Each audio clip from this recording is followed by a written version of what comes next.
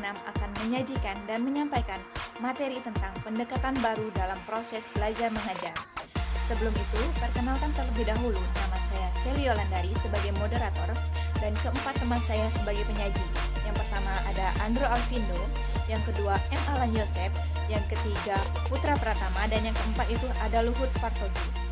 Dan materi akan disampaikan oleh teman-teman saya. Assalamualaikum warahmatullahi wabarakatuh. Ya, saya akan menjelaskan dari kelompok kami. Yang pertama itu adalah A. Definisi pendekatan dalam proses belajar mengajar.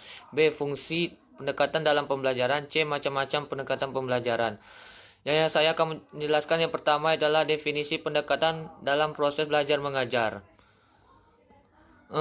Pendekatan pembelajaran adalah ide atau prinsip cara memandang dalam menentukan kegiatan pembelajaran. Bahwa pendekatan pembelajaran adalah tahap pertama pembentukan suatu ide dalam memandang dan menentukan objek kajian. Di sini ada menurut para ahli, yang pertama itu adalah satu Gulo. Menurut Gulo adalah sudut pandang kita dalam memandang seluruh masalah yang ada dalam kegiatan belajar mengajar. Yang kedua adalah Sanjaya. Sanjaya berpendapat bahwa pendekatan pembelajaran dapat diartikan sebagai titik tolak atau sudut pandang kita terhadap proses pembelajaran. Yang ketiga itu adalah Wati. Wati ini pendekatan pembelajaran dapat diartikan sebagai titik tolak atau sudut pandang guru terhadap proses pembelajaran.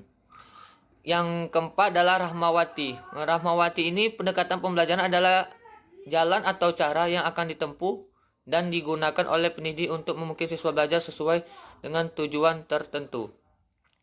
Yang kedua adalah fungsi pendekatan dalam pembelajaran. Fungsi ini ada 5. Yang pertama, 1. Menjadi penilaian sekaligus mengevaluasi hasil-hasil dari pembelajaran yang telah dicapai. Yang kedua adalah sebagai pedoman umum dalam menyusun tahapan-tahapan pada metode pembelajaran yang akan kita gunakan. Yang ketiga adalah menunjukkan garis-garis rujukan dalam rancangan pembelajaran. Yang keempat, menganalisa masalah-masalah yang terjadi pada saat pembelajaran. Yang kelima, membantu dalam penilaian dari hasil penelitian yang pengembangan yang telah dilakukan. Yang terakhir adalah macam-macam pendekatan pembelajaran. Macam-macam itu, yang pertama, pendekatan konstekstual atau CTL. Yang kedua, pendekatan ekspositori. Yang ketiga adalah pendekatan induktif. Yang keempat, pendekatan deduktif. Yang kelima adalah pendekatan konstruktivisme. Yaitulah materi dari kelompok kami yang pertama itu. Terima kasih. Wassalamualaikum warahmatullahi wabarakatuh. Baiklah, saya akan membaca materi selanjutnya. Yang pertama, pendekatan konstekstual yang disingkat CTL. Pendekatan pembelajaran konstekstual merupakan pendekatan pembelajaran yang dikenal dengan sebutan CTL. Contextual Teaching and Learning adalah pendekatan pembelajaran yang mengaitkan materi pembelajaran dengan situasi dunia nyata siswa melalui pendekatan konstekstual yang diharapkan hasil belajar dapat lebih bermakna bagi siswa karena siswa dapat mengaplikasikan hasil belajarnya dalam kehidupan mereka dalam jangka panjang. Komponen-komponen pendekatan konstekstual. Yang pertama, membangun hubungan untuk menemukan makna. Yang kedua, melakukan sesuatu yang bermakna. Yang ketiga, belajar secara mandiri. Yang keempat, kolaborasi. 5. Berpikir kritis dan kreatif. Yang ketujuh, standar pencapaian yang tinggi. 8. Asesmen yang autentik. 2. Pendekatan ekspositori. Pendekatan ekspositori menekankan pada penyampaian informasi yang disampaikan sumber belajar kepada peserta pembelajaran. Dalam pendekatan ekspositori, sumber belajar dapat menyampaikan materi sampai tuntas. Yang ketiga, pendekatan induktif. Menurut Purwanto dalam Rahmawati 2011 halaman 75, pendekatan induktif dalam pembelajaran adalah pendekatan yang bermula dengan menyajikan sejumlah keadaan khusus, kemudian dapat disimpulkan menjadi suatu fakta, prinsip, ataupun aturan. Yang keempat, pendekatan deduktif. Pendekatan deduktif adalah pembelajaran yang berbekal dari hal yang bersifat umum lalu diarahkan pada hal yang bersifat khusus. Yang pendekatan ini adalah kembali dari pendekatan induktif. Deduktif adalah cara berpikir yang bertolak dari pernyataan yang bersifat umum kemudian menarik kesimpulan yang bersifat khusus.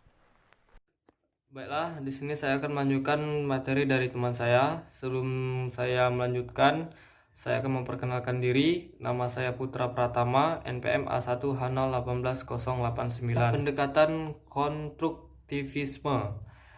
Dalam pendekatan ini, seorang guru tidak mengajarkan kepada siswa atau anak-anaknya bagaimana menyelesaikan persoalan, namun mempresentasikan dan mendorong siswa untuk menemukan cara mereka dalam menyelesaikan masalah tersebut dengan sendirinya. Yang terakhir itu adalah pendekatan pemecahan masalah atau problem solving. Dalam pendekatan ini, siswa didorong untuk memperoleh bagaimana menggunakan pengetahuan serta keterampilan yang sudah mereka punya untuk diterapkan pada pemecahan masalah yang bersifat tidak rutin atau jarang ditemukan. Bagian 7 yaitu pendekatan open-ended. Siswa diharapkan pada open-ended tujuannya untuk bukan mendapatkan jawaban, tapi lebih menekankan pada cara bagaimana sampai pada suatu tujuan. Karakteristik dan pendekatan open-ended ini adalah, yang pertama itu kegiatan siswa harus terbuka. Artinya tidak hanya hitam dan putih atau benar dan salah. Yang kedua itu adalah kegiatan materi memiliki ragam berpikir yang berbeda. Yang ketiga itu adalah kegiatan siswa dan kegiatan materi atau permasalahan merupakan satu kesatuan. Yang bagian 8 itu adalah pendekatan saintifik. Pendekatan saintifik ini adalah proses pembelajaran yang dirancang agar peserta didik secara aktif mengonstruksi konsep, prosedur, hukum, atau prinsip melalui tahapan saintifik, yaitu yang bagian 1 itu adalah mengamati, kedua merumuskan masalah, yang ketiga itu mengajukan atau merumuskan hipotesis, yang keempat mengumpulkan data, yang kelima menganalisis data, yang keenam menarik kesimpulan, yang ketujuh mengomunikasikan. Pendekatan saintifik ini adalah pendekatan pembelajaran K13, artinya kurikulum menggunakan pendekatan ini sebagai induk model dan metode pembelajaran. 9. Pendekatan inquiry. Dalam pendekatan ini, materi yang disajikan tidak dibahas sampai tuntas, sehingga memberi peluang kepada peserta didik untuk mencari dan menemukannya sendiri dengan menggunakan berbagai cara stimulus oleh guru. Brunner mengungkapkan bahwa landasan yang mendasari penekanan inquiry adalah karena hasil belajar dengan cara ini lebih mudah diingat dan menerap pada siswa. Selain itu, materi juga menjadi lebih mudah untuk disampaikan kepada seluruh peserta didik. Pengetahuan dan kecakapan kognitif yang didapatkan melalui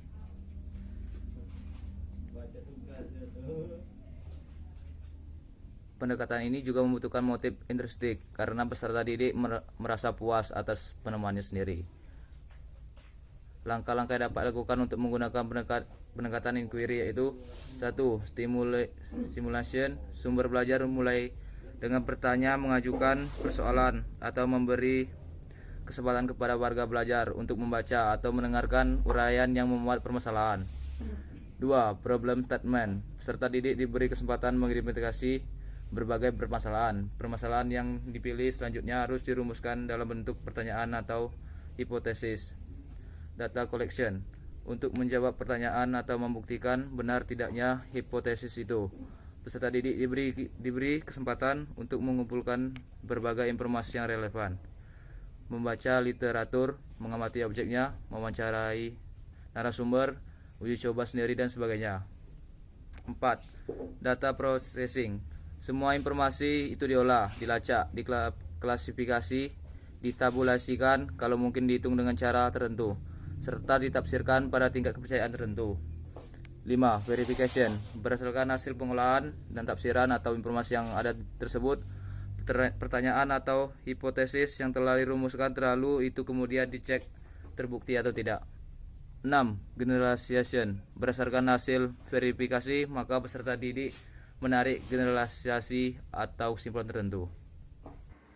Jadi, dapat disimpulkan bahwa dalam kegiatan belajar mengajar, baik di sekolah ataupun di luar sekolah, sangat diperlukannya interaksi antara guru dan murid yang memiliki tujuan. Agar tujuan ini dapat tercapai sesuai dengan target guru itu sendiri, maka sangatlah perlu terjadinya interaksi yang positif ya antara guru dan murid. Dalam interaksi ini sangat perlu bagi guru untuk membuat interaksi antara kedua belah pihak berjalan dengan menyenangkan dan tidak membosankan. Hal ini selain agar mencapai target dari guru itu sendiri, siswa juga menjadi menyenangkan dalam kegiatan belajar mengajar serta merasa bersahabat dengan guru itu sendiri.